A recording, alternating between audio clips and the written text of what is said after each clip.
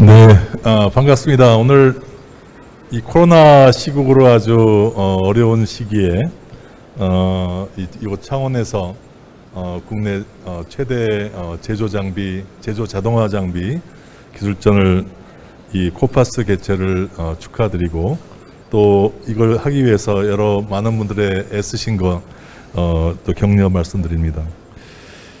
오늘 특히 또 인사이트 커넥 2021 이 컨퍼런스를 또 개최를 하시게 됐고요. 또 거기에 또 기조 연설을 맡게 돼서 영광으로 생각합니다. 오늘 드릴 말씀은 약 이제 40분으로 알고 있는데요. 네, 40분 정도의 시간 동안 드릴 말씀은 오늘 이번 이 컨퍼런스의 주제인 이 신제조업 시대, 신제조업 혁명, 이 신제조업 혁명 시대의 이 핵심인 비즈니스 모델 혁신을 어떻게 해갈 거냐, 또 그 과정에서 요즘 올해 특히 아주 열풍적으로 불고 있는 ESG 경영에 대한 문제를 어떻게 우리가 비즈니스 모델 혁신과 함께 대응할 거냐 하는 말씀을 드리도록 하겠습니다. 오늘 대강 말씀드릴 내용은 세계가 지금 초변화 시대라고 일컬을 정도로 엄청난 변화의 물결 속에 있는데요. 그걸 간단히 짚어보고, 그리고 또 거기에 그 시작점이 4차 산업혁명이기 때문에 4차 산업혁명이 또 그걸 통해서 어떻게 이 신제조업 혁명이 이루어지고 있는지, 그것도 신제조업 혁명의 이 핵심이 비즈니스 모델 혁신인데, 이 비즈니스 모델 혁명은 또 어떻게 이루어지고 있는지, 또 그거에 대한 상세한 두 가지 큰 축에 대해서 말씀을 드리도록 하겠습니다. 우선 우리 현재 우리가 우리 대한민국만이 아니라 전 세계 경제를 지금 한마디로 얘기하면 워낙 변화의 크기와 변화의 속도와 변화의 범위가 너무 커서 보통 우리가 흔히들 얘기하는 변화를 훨씬 뛰어넘는 초변화 시대라고 부를 수 있겠습니다. 그래서 모든 면이 바뀌는데, 세계 경제 환경의 핵심인 이 4차 산업혁명, 또 글로벌 금융위기가 지난 다음에 2008년 9년도 글로벌 금융위기 난 다음에 세계가 고성장 시기에서 저성장 시기로 바뀌고 있죠. 그래서 그거에 대한 흐름, 그게 이제 한 엄청난 변화를 만들고 있고, 또 기술이 엄청나게 바뀌고 있고, 또 제너레이션, 이 세대가 사람이 바뀌고 있다. 그렇기 때문에 시장 환경, 또 경영 환경이 다 바뀌고, 또 자본주의가 변화하고 있기 때문에 정부의 정책이 다 바뀌고 있고요. 그에 따라서 경영 철학이 기업의 역할이 다 변화하고 있고, 그런 상황에서 코로나19 사태가 생기면서 또 역시 또 엄청난 변화를 가져오고 있고, 지금 많은 사람들이 걱정하고 있는 기후위기가 지금 오게 되면 사실상 이 코로나19하고는 비교할 수 없는 엄청난 충격이 우리 지구에, 또 우리 인류에 닥칠 거기 때문에, 그러한 이러한 모든 게 한꺼번에 닥치고 있는 이런 아주 퍼펙트 체인지 시대가 바로 이 초변화 시대에 우리 살고 있습니다. 그래서 우리 기업, 특히 여러분들께서는 이러한 변화를 어떻게 대응할 거냐, 이제는 변화하지 않으면 죽는 그런 시대에 살고 있다는 걸 한번 우리 함께 생각하면서 어떻게 변화해야 될 거냐 하는 것들을 좀 얘기해 볼까 합니다.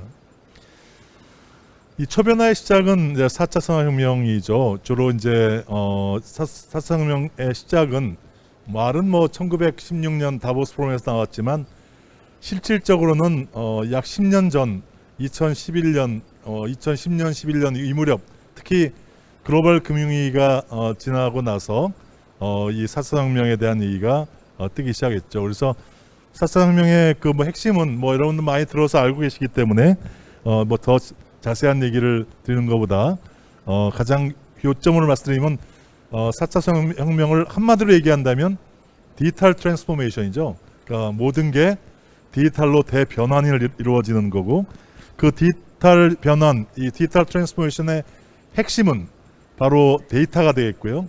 데이터는 결국은 이 모든 이 그 데이터의 원천인 모든 사물들의 상황을 이 하이퍼 커넥티비티, 초연결로 연결되는 이 네트워크가, 초 네트워크 인터넷이 아주 모든 사물을 엮기 시작하면서 이러한 4차 혁명이 시작됐다고 보면 될 것 같습니다.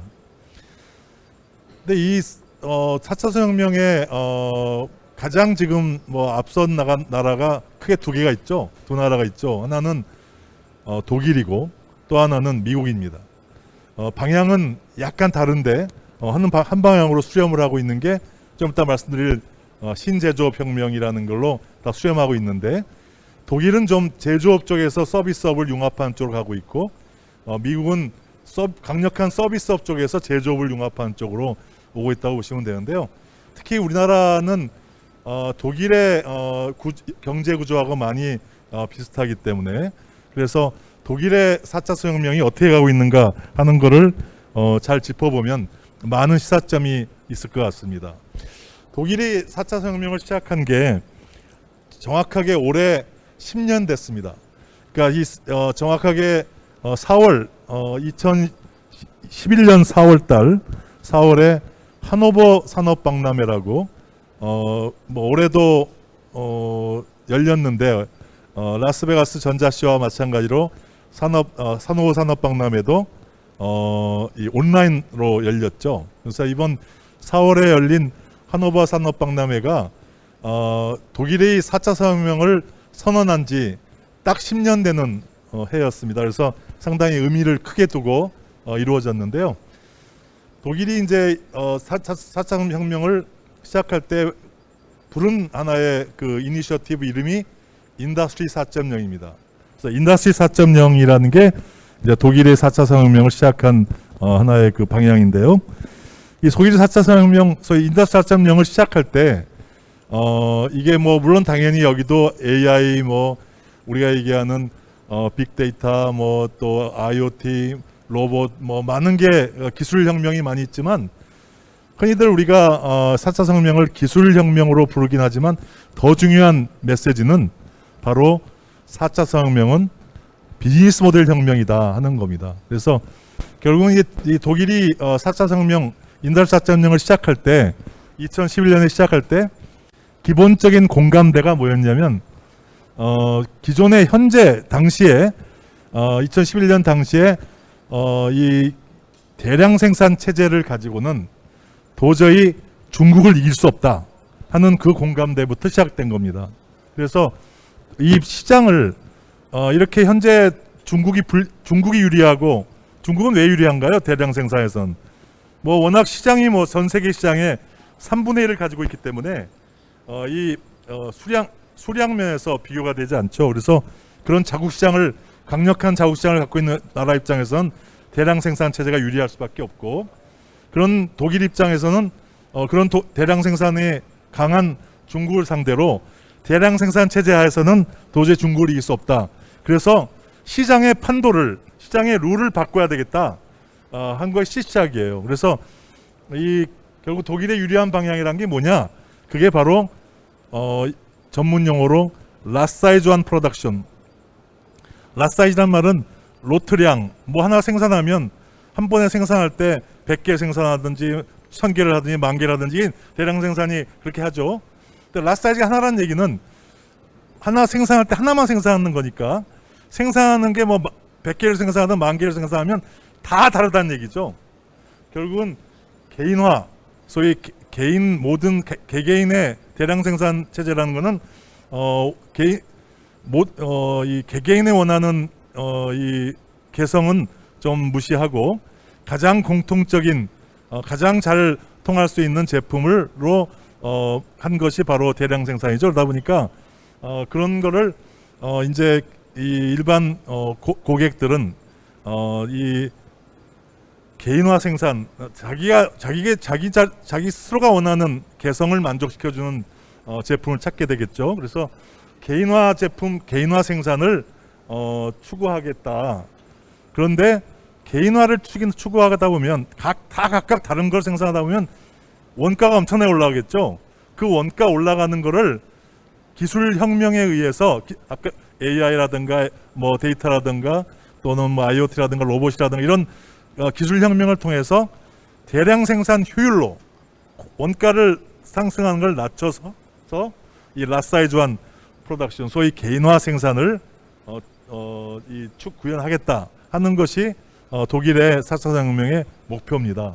그래서 우리가 이러한 독일의 4차 산업혁명의 내막을 우리가 잘 이해하셔야 그래야 우리 대한민국이 또 어떻게 이 혁신해야 되는가 하는 방향을 줄 수 있잖아요. 그래서 결국은 이제 다양성과 효율성의 동시 추구란 말이 굉장히 중요한데 이 다양성을 추구하다 보면 당연히 지금 대량 생산 이 시대는 다양성은 좀 더 희생하고 효율성을 위해서 똑같은 걸 굉장히 많이 만들어서 이 효율성을 추구한 건데 그거를 그러한 속에서는 중국을 이길 수 없기 때문에 다양성을 추구하되 효율성을 희생하지 않고 해보겠다 하는 것이 아주 무시무시한 얘기죠. 이게 성공할 수만 있다면 우리 여기 이 자리에 계시는 분들이 뭐 100명의 요구를 다 만족시키면서 각자의 개성을 다 다른데 다 만족시키면서도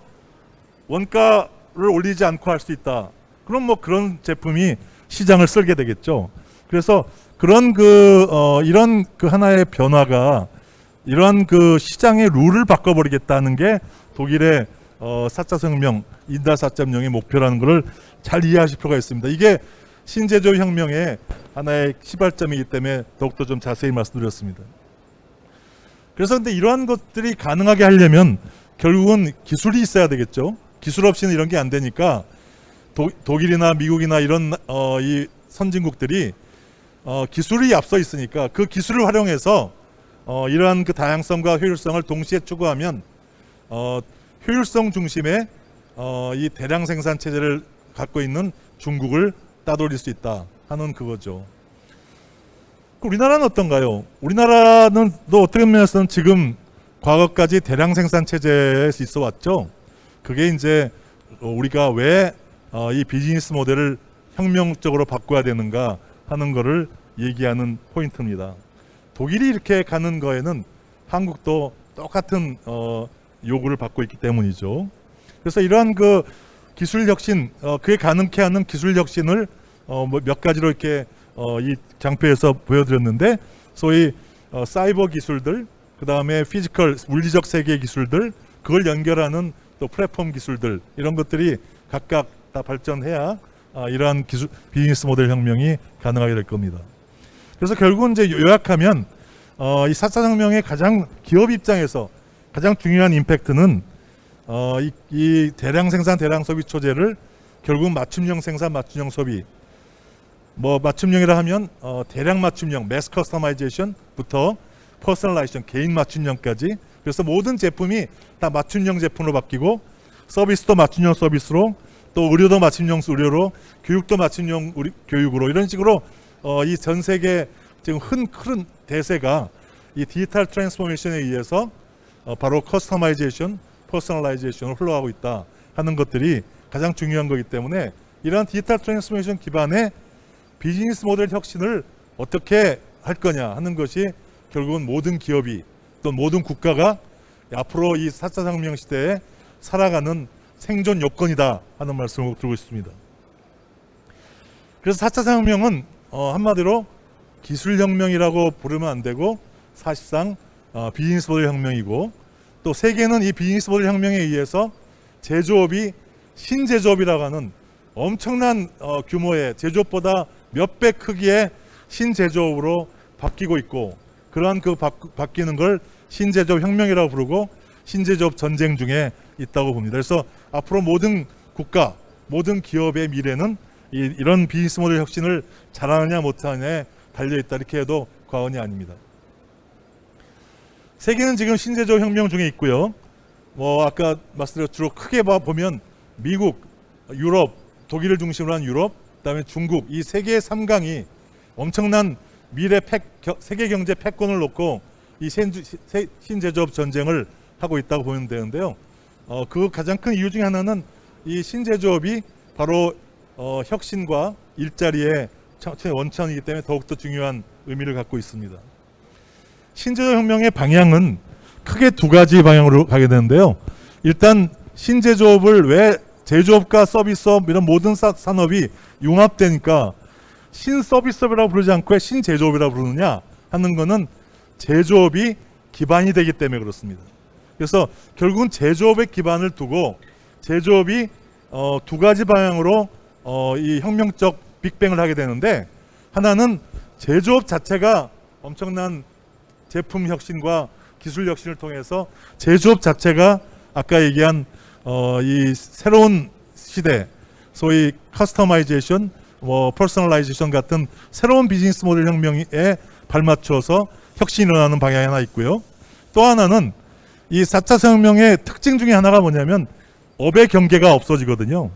그래서 업의 경계가 없어지면서 이 제조업이 정보통신, 정보통신 산업, 서비스 산업, 컨텐츠 산업, 에너지 산업 이런 기타 산업들하고 전부 다 융합되고 통합되고 플랫폼화되는 이 축이 하나 굉장히 엄청난 또 혁신을 만들어요. 그래서 이 신제조업이라고 하는 이 영역은 이 제조업 영역만이 아니라 이 모든 업을 하니까 우리나라 같으면 제조업이 GDP의 30%를 차지하고 있고 서비스업이 60% 약 5% 정도 차지한다 그러면 거의 두 개 합쳐서 85%죠.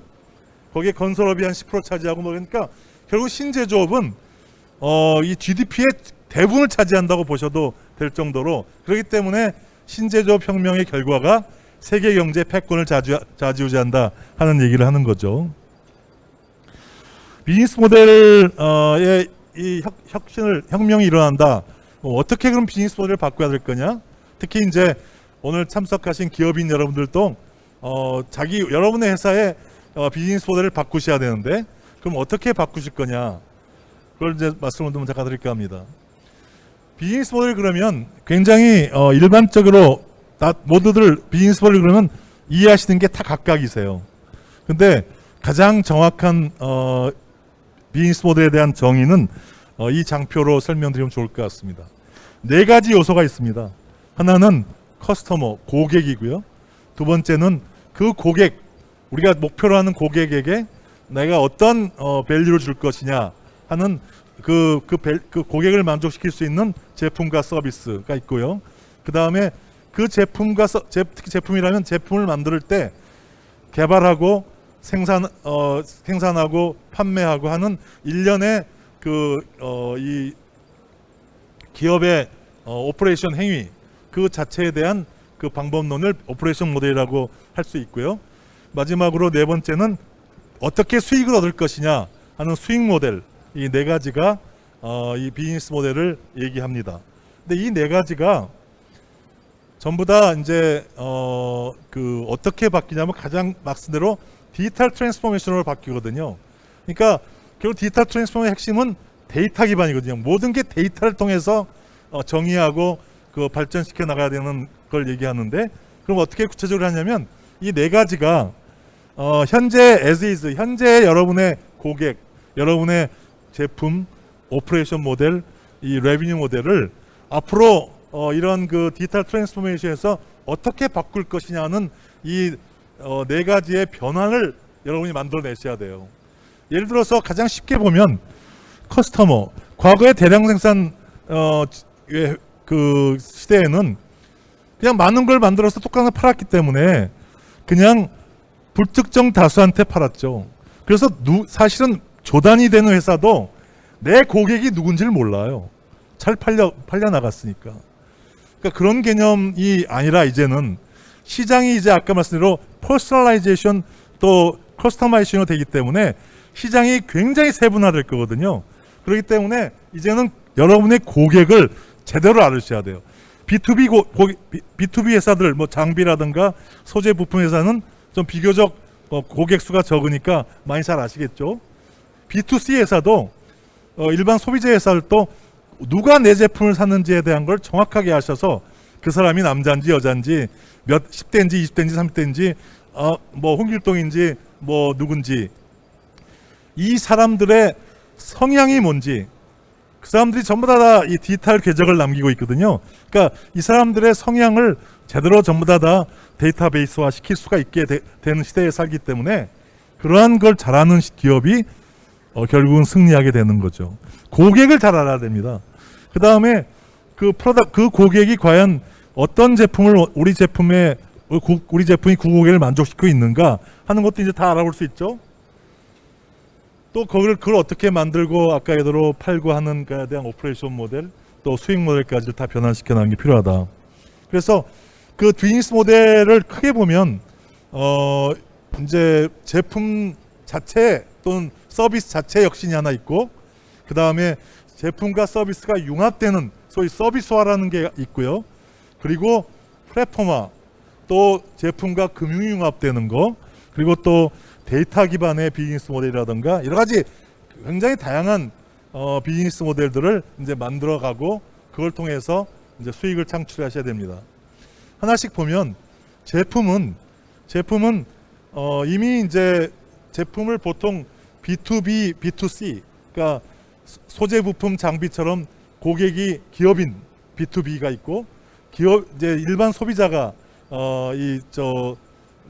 고객인 B2C가 있는데, 그 B2C는 좀 소비자가 되겠죠.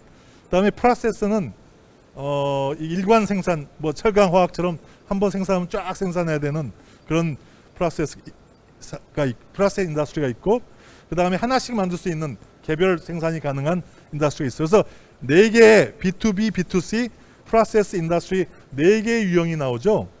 이 4개의 유형에 따라 가지고 이 아까 지금 말씀드린 대로 4차 산업혁명의 이 맞춤화, 개인화 추세가 대응하는 게 조금씩 좀 다릅니다. B2B, B2C의 디스크릿 같은 경우는 뭐 예를 들면 패션이나 의류라든가 신발이라든가 뭐 휴대폰이라든가 이런 어떤 소비재는 완연하게 개인화로 가고 있고요. 그 다음에 B2B 프로세스급 철강 화학 같은 건 여전히 아직도 대량 생산에 근접하고 있죠. 그래서 그 사이에 이제 B2B 디스크릿이나 B2B, B2C의 프로세스 있게 되니까 결국 여러분의 기업이 어느 유형의 기업 유형이 또는 산업이 어느 에 따라서 대응하는 방향이 좀 다르다 하는 것들을 캐치하실 필요가 있고요. 그 다음에 그거에 대한 공통적인 그게 다 차별화되지만 공통적인 현상은 이 개인화 맞춤화를 결국 어떻게 따라갈 거냐. 그래서 아까 얘기대로 개인화된 제품, 소위 맞춤형 제품들, 그리고 또 아까 얘기대로 디지털 트랜스포메이션에서 다양성과 효율성을 동시에 만족하는 방향으로 제품의 혁신이 이루어지고 있다. 그리고 또 MZ세대, 이 Z세대는 이제 15세에서 한 25세 정도 되고, 밀레니얼 세대는 25세에서 약 40세라고 하는데, 그러니까 15세부터 10대 후반부터 20대 30대까지의 MZ세대가 이 지금 소비자의 중심이 되기 시작하면서 결국은 이 소비자 시장이 완전히 바뀌고 있습니다.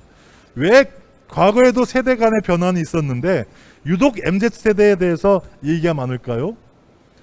그거는 MZ세대 40세를 중심으로 대강 기점으로 해서 그 이후인 이 X세대 40대 또 50대 이후에 또 베이비부머 세대하고 MZ세대의 근본적인 차이점 중에 하나가 바로 뭐냐면 디지털 세대라는 겁니다.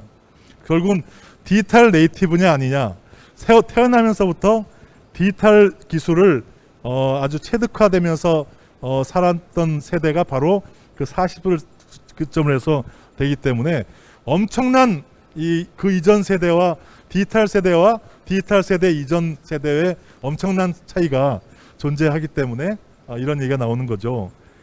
그래서 그 디지털 세대에는 또 특징이 뭐냐면 굉장히 많은 정보화가 잘 돼 있고 세상의 모든 걸 다 알게 되고 하다 보니까 이 친환경에 대한, 환경에 대한 또 컨선도 많이 갖고 있고, 사회에 대한 문제가 굉장히 예민하고 사회에 대한 또 공정성 문제 같은 걸 또 굉장히 많이 가지면서 이러한 그 MZ세대의 특성을 감안한 제품 혁신이 엄청나게 중요하게 되고 있습니다. 그게 또 아까 나중에 얘기할 ESG하고 연계되어 있고요. 그래서 이러한 문제들이 또 요즘 최근에 코로나 시대에 홈코노미라고 하는 이러한 집을 중심으로 한 어떤 제품의 변화 이런 것들도 대응하는 것이 필요하게 되겠죠. 두 번째 변화는 이 비즈니스 모델 혁신은 이게 아마 가장 중요한 변화 중에 하나입니다만은 제품의 서비스화입니다. 그러니까 XaaS, Everything as a Service다. 모든 걸 다 서비스로 제공한다. 그래서 자동차도 자동차를 예전에는 제품으로 팔았는데 이제는 움직이는 수단으로 하나 서비스화 시켜보겠다. 구독 모델 같은 걸 통해서 매달 얼마씩 내면 이렇게 하는 그런 서비스 개념으로 하겠다. 또 장비도 오늘 장비전을 많이 하는데 장비를 그냥 10억짜리 장비를 10억에 받고 파는 게 아니라 이 사용한 만큼 돈을 내게 하겠다. 그러니까 서비스로 파는 거죠. 뭐 이런 것들이 결국 이제 이 세계적인 추세인데 결국은 이 디지털 트랜스포메이션에 의해서 산업의 경계가 무너지면서 특히 제조업과 서비스업이 이제 한 몸이 되기 시작하고 결국 핵심은 제품을 파는 거에서 끝나는 게 아니라 제품을 팔고 그걸 사용하는 그 제품의 전주기 사용 단계에서의 서비스를 같은 상품으로 묶어서 팔기 시작하게 되는 거죠. 이게 가능한 거는 결국은 인터넷으로 커넥트가 되고 이게 모든 게 다 데이터로 표현이 가능하기 때문에 가능한 게 된 거예요. 그래서 이러한 거가 올해 그 하노버 메세 2021년에서도 엄청난 지금 이 프로덕트 서비타이제이션 서비스화가 주제가 되고 있고 그 다음에 또 오늘 뭐 시간 관계상 말씀 못 드릴 것 같은데 이 가야엑스라고 해서 이 데이터 혁명, 데이터 경제를 독일을 중심으로 한 EU가 만들어서 이 미국의 중심의 데이터 경제를 대항하겠다 하는 가야엑스 프로젝트가 지금 엄청나게 진행되고 있는데 이러한 것도 결국은 데이터 기반으로 새로운 서비스 산업을 소위 제품의 서비스화를 이뤄내겠다는 거죠. 그 다음에 플랫폼 문제는 결국 플랫폼이라는 건 두 가지가 있습니다. 하나는 수요자와 공급자를 연결하는 게 플랫폼이죠. 기차역처럼 플랫폼이 있는데 거기에 공급자도 오고 수요자도 와서 거기서 만나서 하나의 거래가 이루어지는 그러한 하나의 것이 디지털 플랫폼인데 그게 디지털화되면서 디지털 플랫폼이 결국은 세계적인 강력한 플랫폼이 생기기 시작하고 있죠. 지금 이제 오늘 뭐 주로 B2B 쪽이 많으시기 때문에 B2B에서 플랫폼이라 하면 지금 구글의 이 구글 클라우드나 즉 클라우드가 주로 중심이 되고 있는데 아마존의 AWS나 또 이 마이크로소프트의 아주어가 결국은 이 전 세계 시장에 디지털 플랫폼을 지금 장악해 가고 있고 여기에 대항하기 위해서 유럽의 같은 경우에는 SAP ERP로 유명한 회사죠. 또 지멘스 같은 데가 이 디지털 플랫폼을 만들어서 대항하고 있습니다. 우리나라는 뭘로 할까요? 이런 게 우리의 퀘스천인 거죠. 또 여기는 제가 슬라이드는 보여드리지 않고 있지만 이 B2C 쪽에서는 뭐 잘 아는 대로 구글 같은 경우는 헤이 구글이라고 하는 구글 생태계를 만들고 있고 아마존은 알렉사라고 하는 또 새로운 그 고객 접점들을 만들어서 지금 이 디지털 플랫폼을 만들어가고 있고 거기에 애플이 시리로 도전하고 있고 뭐 이런 엄청난 이 디지털 플랫폼 전쟁이 벌어지고 있다. 우리는 어떻게 대응할 거냐 이런 퀘스천이 우리한테 주어지고 있는 겁니다. 그 다음에 두 번째 플랫폼은 어디에 들어가면 모든 제품을 다 갖고 있다. 소위 토탈 솔루션 프로바이더라는 게 필요한데 그래서 예를 들면 뭐 이 전기자동차 관련 전기차만 있어도 딸랑 있어도 되는 게 아니다 보니까 전기차가 하려면 배터리 모터 뭐 또 필요하고 충전 인프라도 필요하고 전력 체계도 필요하고 그리고 또 이걸 모빌리티로 연결하기 위한 여러 가지 고속 처리라든가 이런 이 모빌리티 시스템 전체가 묶여지기 때문에 이런 걸 이제 토탈 그린 모빌리티 이제 솔루션이라고 부르는데 이러한 것들이 이제 한꺼번에 토탈 솔루션으로 제공돼야 이제 훨씬 더 하나씩 파는 것보다 전체를 파는 게 더 효과적이겠죠. 그래서 이러한 토탈 솔루션 프로바이더 모델이 굉장히 또 이 플랫폼적인 걸 주게 되는데, 이 과정에서 대한민국은 앞에 있는 이 지금 디지털 플랫폼으로 등장할 수 있는 회사가 어딜까요? 국내 플랫폼이라면 뭐 네이버도 있고 카카오도 있고 한데, 근데 아직은 세계적인 역할을 못 하고 있고, 그래서 앞으로 뭐 네이버나 카카오의 활약을 좀 기대하고요. 그 다음에 이런 시스템에서 우리나라는 굉장히 그 모든 산업에 이 골고루 토탈 솔루션을 꾸미기가 비교적 가능한 나라이기 때문에, 세계에서 몇 안 되는 가능한 나라이기 때문에 이 토탈 솔루션 프로바이더 이 플랫폼 모델은 한국한테 굉장히 유효하지 않을까. 이걸 하려면 대기업 혼자서는 안 되고요. 반드시 대기업, 중소기업이 협력해야 되고, 또 중소기업끼리 협력하는 모델도 가능할 거라고 봅니다.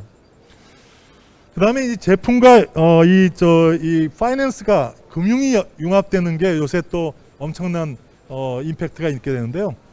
특히 한 가지만 얘기하면, 뭐 여기에 해당되는 거는 이제 구독 모델, 여러분 잘 아시는 서브스크립션 모델 같은 게 여기에 해당되는데, 특히 올해 하노버 메세, 하노버 산업박람회에서 제기된 페이퍼 파트라고 하는 비즈니스 모델이 굉장히 이 주목을 많이 받았습니다. 이거는 트럼프라고 하는, 트럼프 그룹이라는 공작기계 회사하고 뮤닉 RE라고 하는 금융회사가 협업을 해서 제품을, 이런 뭐 레이저 카팅기 같은 거를 뭐 10억짜리를 10억에 판매하는 게 아니라 그냥 설치해주고, 제품을 옛날 같은 리스 같은 경우는 뭐 제품을 생산하든 안 생산하든 한 달에 얼마씩 내야 하잖아요.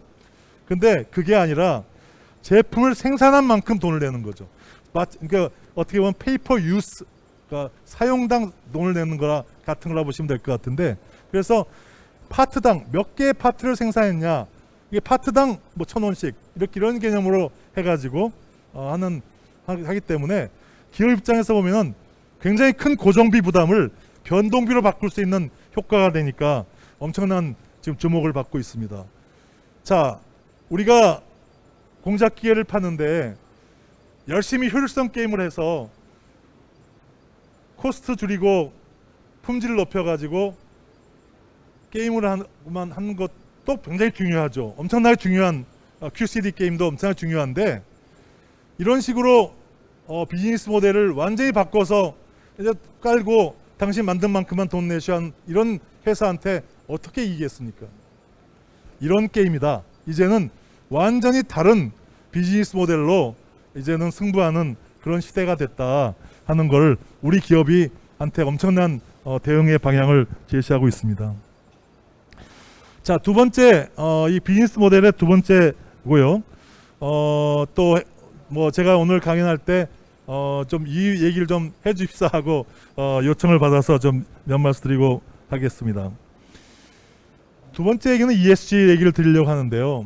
요새 뭐 ESG 열풍이죠. 어디 가도 ESG인데, 결국 ESG의 핵심이, 왜 오늘 ESG 얘기를 하냐면, ESG는 누구한테 보여주기 위한 캠페인이 아니에요. 저는 많은 기업들이 ESG 경영이 중요하다고 하니까 ESG 경영팀 만들고 ESG 위원회 만들고 이걸로 이렇게 보여주기 식으로 하는 회사, 그걸 보통 이제 그린워싱이라고 합니다. 이거는 오히려 안 하면 못합니다. 이런 ESG는 그런 것이 아니고요. 바로 비즈니스 모델에 ESG가 내재돼야 되는, 바로 ESG가 비즈니스 모델의 핵심이에요. 어떻게 핵심이냐 하는 거는, 지금 ESG라는 건 Environment, Social, Governance인데, ESG 소위 환경적 요소, 사회적 요소, 기회구조 요소를 잘하는 기업이 다른 기업보다 성과가 좋다 하는 데서 시작됐지만, 이거가 한국에 들어오면서 상당히 많이 해석이 굉장히 다양하게 되고 있는 것 같아요. 그래서 오늘은 자세한 얘기보다 이 왜 ESG인가 하는 거에 대한 것만 좀 이해하시고 가시면 좋겠습니다.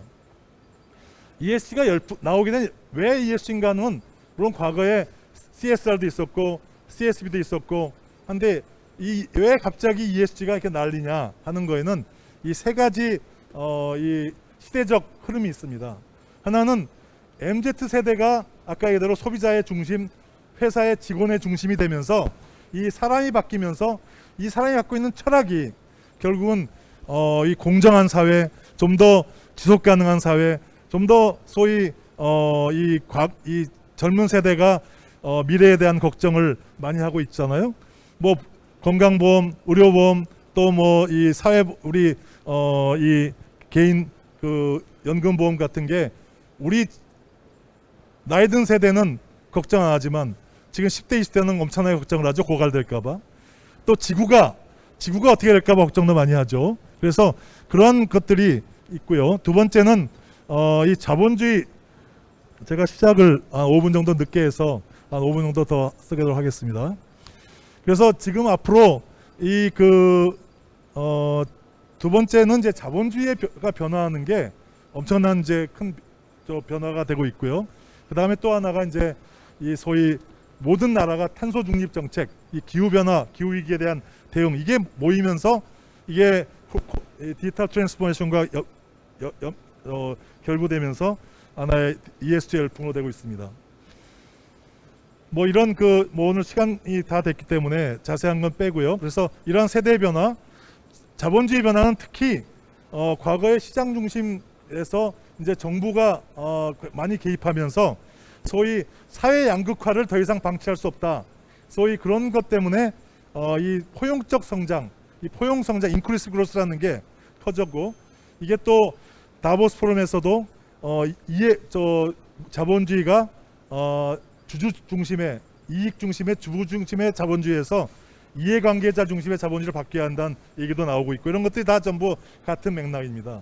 그러다 보니까 이 모든 기업에 대한 요구도 달라지고 있고, 또 탄소 중립 같은 것도 말씀드렸고요. 그래서 결국은 ESG는 일반 기업의 이 생존 요건이고 성공 요건이고 새로운 시대 정신이다, 이렇게 이해하셔야 될 것 같고, 이걸 하려면 결국 비즈니스 모델을 어떻게 바꿔야 되냐면, 인바이러먼트가 뭐 제가 시간이 없어서 결론만 말씀드려야 할 것 같습니다. 결국은 이 ESG 경영의 핵심은 바로 고객의 마음먹기예요. 고객이 아까 했지만 MZ세대라든가 이런 고객이 이제 이걸 요구하고 있거든요. 그래서 이게 홍보 캠페인이 아니라 전사적으로 참여해야 되는 건데, 결국은 사회공헌, 사회적 책임, 이런 사회적 경제 시각이 아니라 경제적 가치하고 사회적 가치를 동시에 추구하고, 수익성과 지속 가능성을 동시에 추구하고, 기업과 사회에 동반 성장하는 그런 시장 경제 시각이거든요. 그래서 이는 환경보호라고 해석하시면 안 되고, 환경보호는 물론이고, 이 환경에 관련된 각종 기술 혁신을 통해서 하나의 새로운 성장, 수익성을 얻겠다는 거죠. 소셜도 사회적 책임을 지키겠다는 것만은 당연히 기본적인 거고, 사회가 추구하는 거, 사회자 추구하는 건 뭘 추구하나요? 건강한 사회, 스마트한 사회, 안전한 사회, 이런 거를 결국 기업이 달성하면서 돈도 벌고, 그리고 또 존경도 얻게 되겠다, 그걸 추구하는 겁니다. 그래서 그러다 보니까 결국은 거기에 관련된 거는 굉장히 이 해당되는 거가 이 같으면 환경 에너지 기술, 에너지 절감, 뭐 순환 경제, 이런 모든 기술 혁신이 다 총동원되는 핵심이 되겠고, 소셜도 이런 건강한 사회, 지속적 가능한 사회, 편리한 사회, 안전한 사회를 실현하는 그런 기술 혁신이 해당이 될 겁니다. 그래서 이런 걸 통해서 결국은 앞으로 이 비즈니스 모델을 ESG 기반으로 전부 다 바꾸고, 여기엔 또 가장 중요한 드라이버가 동이 두 개가 있는데, 하나는 기술 혁신이고, 이게 기술 혁신으로 이루어지는 거지 맘만 갖고 되는 게 아니고요. 두 번째는 전 직원 참여입니다. 사장만이 아니라 말단 직원까지 모든 직원이 자원 절약하고 에너지 절약하는 것부터 시작되고, 또 내가 개발하고 있는 제품이, 내가 생산하는 제품이 과연 이 환경이나 또는 이 사회에는 어떤 영향을 주는가 하는 것들을 생각하면서 하자 하는 걸 가지고 보면 될 것 같습니다. 그래서 이런 걸 통해서 지금 세계는 지금 신제조업 전쟁, 신제조업이라고 하는 이런 그 큰 흐름이, 이러한 비즈니스 모델 혁신을 통해서 이루어지고 있고요. 그래서 우리 제조 강국인 대한민국이 비즈니스 모델을 그대로 유지하면 죽습니다.